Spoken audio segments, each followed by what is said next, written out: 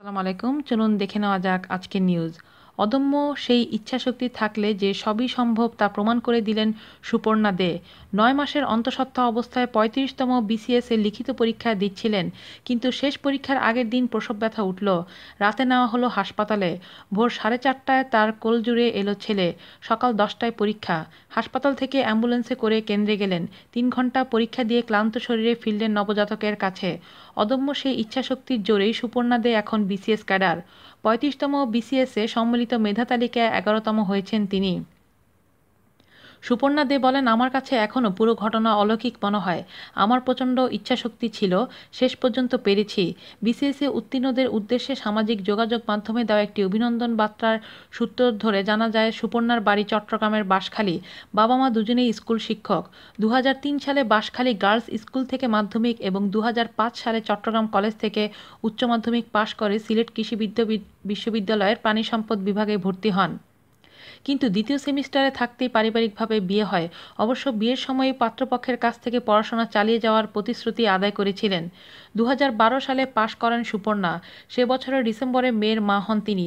২০১৪ সালে ৩৫তম বিসিএস এর বিজ্ঞপ্তি দিলে আবেদন করেন। গত বছরের ৬ মার্চ যখন প্রিলিমিনারি পরীক্ষা হয়, তখন তিনি আবার অন্তঃসত্ত্বা। প্রিলিমিনারিতে উত্তীর্ণ হয়ে লিখিত পরীক্ষার প্রস্তুতি নিতে থাকেন। চিকিৎসকেরা জানান, সন্তানের জন্ম হবে সেপ্টেম্বরের শেষের দিকে। এতে কিছুটা অস্বস্তিতে ছিলেন তিনি, কারণ সেপ্টেম্বরের প্রথম সপ্তাহে লিখিত পরীক্ষা। ১লা সেপ্টেম্বর ইংরেজি, পরদিন বাংলাদেশ বিষয়াবলী। ৩রা সেপ্টেম্বর সকালে গণিত, বিকেলে আন্তর্জাতিক বিষয়াবলীর পরীক্ষা দেন। ৬ সেপ্টেম্বর ছিল সাধারণ ক্যাডারের বিজ্ঞান ও প্রযুক্তি পরীক্ষা, কিন্তু সেদিন সকালেই তীব্র ব্যথা শুরু হলে পরীক্ষাটি দেওয়া হয়নি। ফলে প্রশাসন, পুলিশের মতো সাধারণ ক্যাডারে প্রতিদ্বন্দ্বিতা থেকে ছিটকে পড়েন।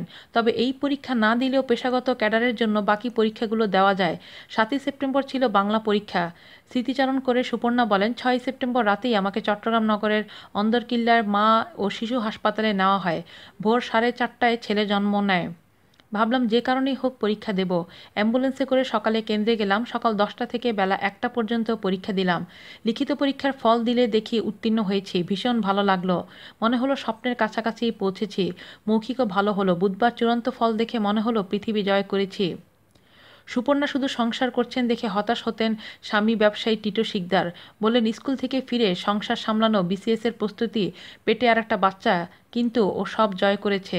আজ এ পর্যন্তই। আল্লাহ হাফেজ।